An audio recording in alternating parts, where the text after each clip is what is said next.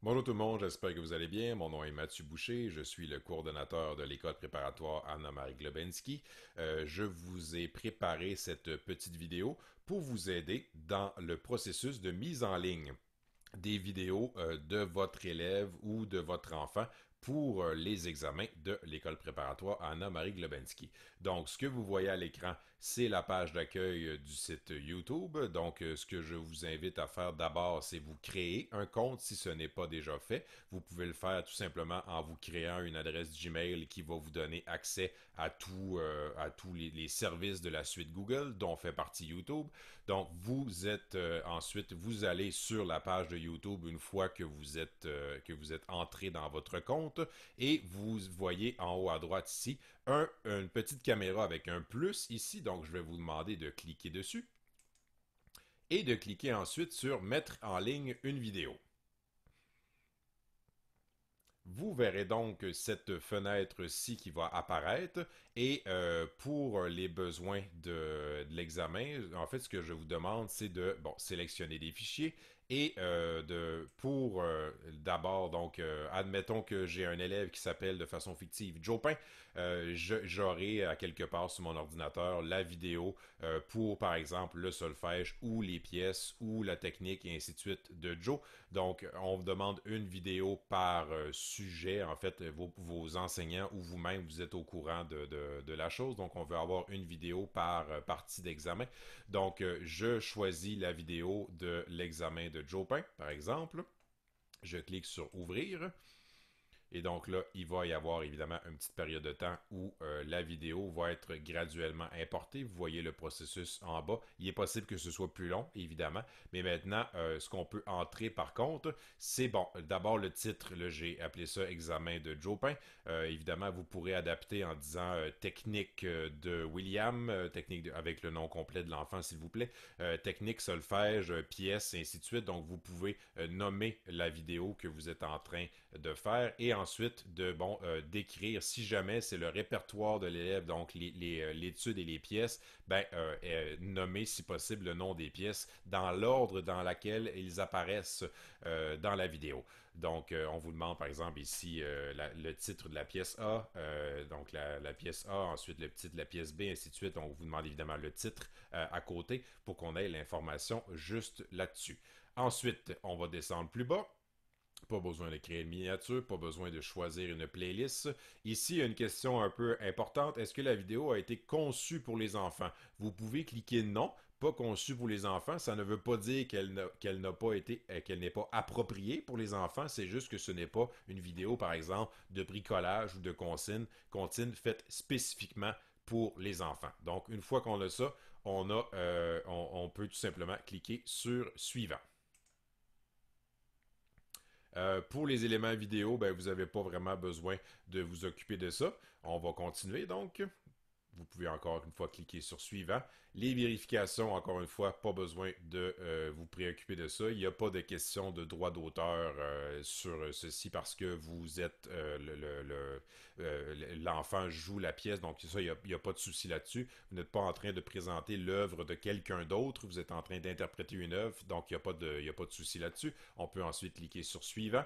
Et ensuite, c'est là qu'il y a un autre élément très très important, c'est de cliquer ici sur non répertorié. Vous pourriez peut-être être tenté d'écrire, de cliquer sur privé, mais en fait, si vous cliquez sur privé, on ne pourra pas ouvrir le lien de la vidéo de votre enfant pour pouvoir, ou de votre élève pour pouvoir l'évaluer. Et si vous cliquez ensuite sur public, là, dans ce cas-ci, la vidéo va être visible pour tout le monde. Donc, si vous cliquez sur l'option non répertorié, ça implique en fait qu'il y a seulement quelqu'un qui aura le lien direct de la vidéo pour pouvoir la visionner. C'est soit ça, donc avoir le lien direct, ou, par exemple, si vous regardez l'adresse qui est ici, il faudrait que je sois assez chanceux ou chanceuse pour pouvoir écrire https youtube.be/qj1g. Donc, c'est à peu près impossible que quelqu'un tombe par hasard sur la vidéo de votre élève ou de votre enfant. Donc, tout ça va faire en sorte qu'il y aura juste les personnes qui auront le lien qui pourront voir la vidéo de votre enfant. Si par après, vous souhaitez partager, si par exemple avec de la famille ou avec des amis, si vous voulez partager les prestations de l'enfant, ça vous appartient ensuite de changer le statut pour public, mais nous, ce qu'on demande, c'est que ce soit non répertorié. Donc, une fois que c'est fait, vous pouvez ensuite cliquer sur enregistrer. Et voilà, donc la vidéo, elle est mise en ligne. Maintenant, une fois que cette étape-là est faite, vous avez le lien qui est ici, le lien de la vidéo, et je vais vous demander de cliquer sur les deux petits carrés en fait qui sont ici où vous voyez l'option copier le lien qui apparaît. Vous cliquez là-dessus.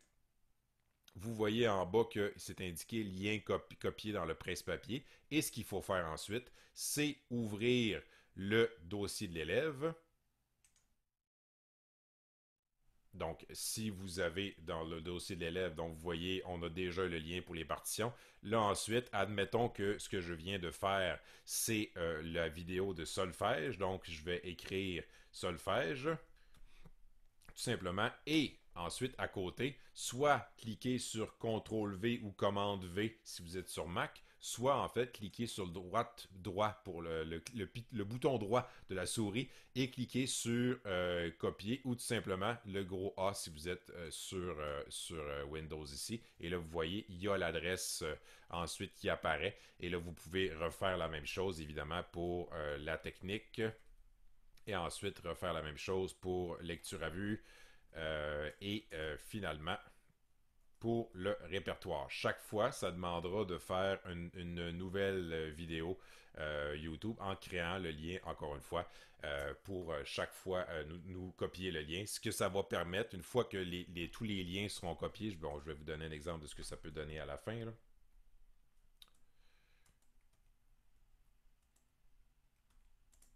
Une fois, par exemple, que la pièce, le document de l'élève sera complété, on aura les liens YouTube pour les parties de l'examen, on aura le lien pour accéder aux partitions.